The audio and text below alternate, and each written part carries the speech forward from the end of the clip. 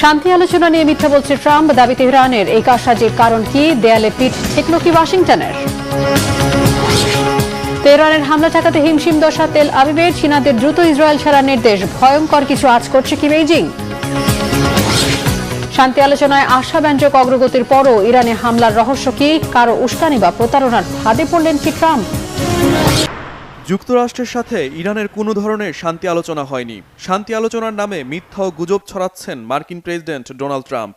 সোমবার এই অভিযোগ করেন ইরানের পার্লামেন্টারি স্পিকার মোহাম্মদ বাগের গালিবাফ। সামাজিক যোগাযোগ মাধ্যমে লেখেন, যুদ্ধের সমাপ্তি না, মূলত তেলের বাজারকে প্রভাবিত করতে এসব ইচ্ছাকৃতভাবে করছেন প্রেসিডেন্ট ট্রাম্প। ইসরায়েলের প্রধানমন্ত্রী বেনিয়ামিন নেতানিয়াহুর সুরও এখন অনেকটা নমনীয়। সোমবার মার্কিন প্রেসিডেন্টের সাথে ফোন আলাপ করেন নেতানিয়াহু। পরে এক ভিডিও বার্তায় বলেন, ইসরায়েল ও যুক্তরাষ্ট্রের লক্ষ্য অর্জন হয়েছে। ইরানের সাথে দ্রুতই একটি চুক্তিতে যেতে পারেন প্রেসিডেন্ট ট্রাম্প। এদিকে বিদ্যুৎ কেন্দ্রে হামলা চালানোর বিষয়টি 5 দিনের জন্য স্থগিত করলেও ইরানের বিভিন্ন শহরে চলছে ইসরায়েল ও যুক্তরাষ্ট্রের একের পর এক হামলা। মঙ্গলবার ভোরে ইরানের তেহরান সহ আশেপাশের শহরে কয়েক দফায় হামলা চালায় মার্কিন বাহিনী।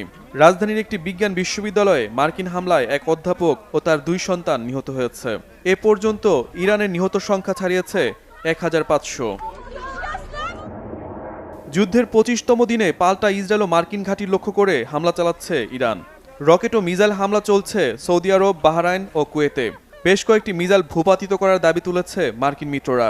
তবে ইরানের একের পর এক হামলায় ইসরায়েলের হাসপাতালে বাড়ছে রোগীর সংখ্যা। প্রেসিডেন্ট ট্রাম্পের মন্তব্যের সত্যতা না মেলায় বিশ্ববাজারে অপরিশোধিত জ্বালানি তেলের দাম আবারও কিছুটা বেড়েছে। জ্বালানি বাজার নিয়ন্ত্রণের বাইরে চলে যাওয়ার আগে যুদ্ধ ও শত্রুতা বন্ধ করে সব পক্ষকে সমঝোতে আসার আহ্বান জানিয়েছেন ইউরোপীয় কমিশনের president Ursula von der Leyen.